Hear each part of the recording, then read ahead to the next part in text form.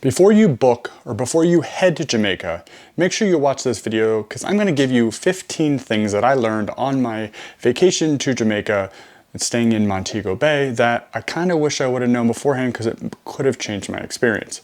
So we're going to go through those 15 items. As a bonus at the end of this video, I'm going to tell you my favorite thing and my least favorite thing about where we stayed in Jamaica in Montego Bay. Let's get into it. Number one. Jamaica is affected by the seaweed issue that is pretty much rampant all over Mexico and the Caribbean. So if you stay on more of the Negril side, apparently the seaweed is not as bad. We stayed in the Montego Bay area and the seaweed was pretty bad in that area. So just realize that Jamaica is affected by the seaweed. I know for people who travel in the Caribbean area or Mexico, it's a big thing to try to find resorts that are not affected by that, but Jamaica is also part of that problem in the sense of being affected by it. So make sure you find out where you're going and see if the seaweed is affecting in the time frame that you're heading there. Number two, tourism contributes to 34% of the country's economic output and is 31% of the employment on the island. And the reason I tell you that is because tourism is very important. And Jamaica's gone through, a little bit of news about being really unsafe. I didn't experience any of that while I was there, but tourism is a huge part of their economy. And I wanted to tell you that because the people who work 31% of the people who work in tourism take it very serious. They're very kind, they're very friendly, they're very helpful, and we had a really good experience from that standpoint. A must-known fact number three is WhatsApp. WhatsApp is used pretty much all over the island to communicate. So when we were at a resort, we had a butler service. The butler used WhatsApp. Anytime we were communicating with the transportation that we used to and from the airport and also for other things that we did, they used WhatsApp. The entire island uses WhatsApp to communicate. So if you don't have WhatsApp before you go, you should probably download it, get it set up so that you'll be able to communicate with people on the island. Number four. Cars drive on the left side of the road. So if you're from a country like the US, then we would drive on the right. Make sure that you know if you're renting a car or you're going on an excursion and you're gonna drive yourself, make sure you're driving on the left side of the road because that's what they do in Jamaica. Number five, one of my favorites. Like Vegas, what happens in Vegas stays in Vegas. Jamaica has a little bit of a twist on their own saying there. It's what happens in Jamaica didn't happen, which I find quite hilarious. And we got to hear that literally right out of the airport into our transportation bus. They were saying their motto of what happens in Jamaica didn't happen. Thought that was excellent. Number six. This one may be surprising to some people. Marijuana is not illegal in Jamaica. I mean, obviously we all know Jamaica is well known for marijuana.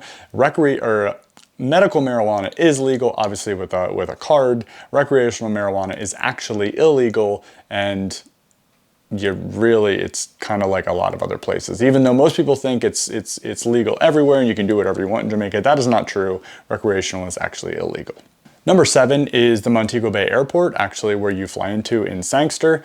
They are doing quite a bit of renovation and construction around that, and they're continuing because they want to keep growing their tourism so they can take larger planes more often and just have a big tarmac set up so that they can just have more tourism overall. So realize that the Sangster Airport is getting larger and you'll be able to, hopefully they'll have more flights there because it was a really cool island. Number eight is about KFC. Yes, the chicken place. So KFC is the most popular fast food place on the Jamaican island, and apparently it's supposed to be incredible. I didn't get a chance to go there. I did have another form of chicken, which we'll talk about in this list, but the KFC is supposed to be incredible, way better than what's in the US. I didn't get a chance to try it, but if you do go there, you may want to give it a try. Number nine, keeping with the chicken theme, jerk chicken, which I did have, is elite. It's incredible. Amazing. If you're into chicken or you're into poultry, the jerk chicken you have to try. They had a stand literally cooking it all day at the resort we were at, and it was unreal. Give it a go. Staying in the food arena, I believe we were on number 10, Red Stripe. I never had Red Stripe until I went to Jamaica. Red Stripe is excellent if you're into kind of a lighter beer per se. I know it's technically probably a lager. It's like a lighter lager, but it's excellent in cans. It's pretty good in draft. Actually liked it in cans better. The Red Stripe flavored beer, I wasn't a fan at all. You can give it a try. I think I had it was a red one, like strawberry or something. It wasn't for me. And I can get down with some fruity different beers, but the Red Stripe basic lager in the can was really excellent. Number 11, 1/3 of Jamaicans on the island actually live in the city of Kingston. So obviously capital city, didn't get to go there, must be a massive place, but 1/3 of all the people that live on the island actually live in Kingston. Number 12, this I didn't know until I actually went there. The famous hip strip, which is where there's a lot of shopping, and Doctor's Cave, which I did get to go and visit, they're actually right next to each other in Montego Bay. So if you're going to Doctor's Cave, you're going to be right on the hip strip, and you can do some shopping, you can go in and out of there, and then go back into Doctor's Cave. But they're right next to each other, they're amazing, and they're both a pretty good time. Number 13.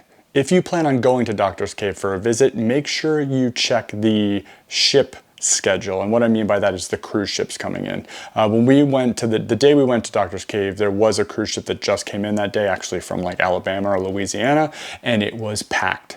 They said if you look at the ship schedule and you figure out when there will not be a cruise line in a port, Doctor's Cave is way less crowded and way more enjoyable. It was still a good time, but there was a ton of people there, so make sure you check out the ship schedule. Number 14 is around the US currency. That is completely fine to be used on the island itself. You can pay for everything that you may need on the island in US currency. If you are from the US, you will have no issue with that. So the 15 final must know before Jamaica, going to get to that. Don't forget, right after this, I'm going to tell you where I stayed in Jamaica, what I loved most about it, and what I didn't like most about it, and I'll also let you know where we stayed. But number 15 is around the Blue Mountain Coffee Plantation. So it produces some of the rarest coffee in the world, and you can actually go visit it. So if you're looking for a really cool excursion and you are a coffee drinker, or you just like to see things like that, like how it's made, or you just want to go on a really cool mountainous excursion because it is up in the Blue Mountains, certainly check out the Blue Mountain Coffee Plantation.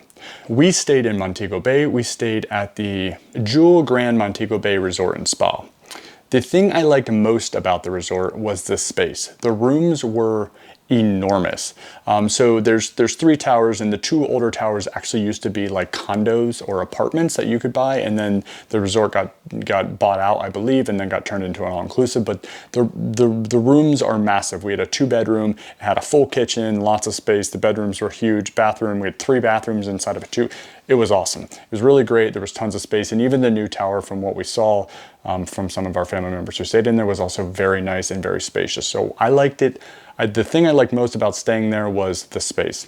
The thing I least like about staying there was the entertainment. So the entertainment is one of the things we look forward to as a larger family, especially with younger kids, and the entertainment was very subpar compared to what we've seen. We've traveled to quite a few all-inclusives so far in many different islands, and this one definitely was the worst that we have seen up to this point. So just a heads up there. I don't know if it's normal or we just caught a bad timing around that, but it wasn't very impressive. So that is my best and worst, and those are my 15 must-knows before you head to Jamaica. If you like this video, certainly check out this video here.